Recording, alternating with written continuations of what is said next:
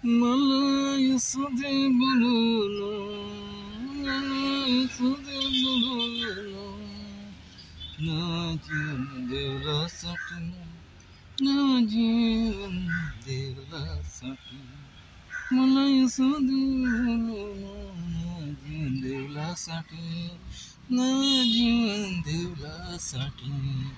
मलाई बोलाउने रहेछु शब्दमा राख्लासाठी, मलाई सुनि बोलाउनु पर्लासाठी,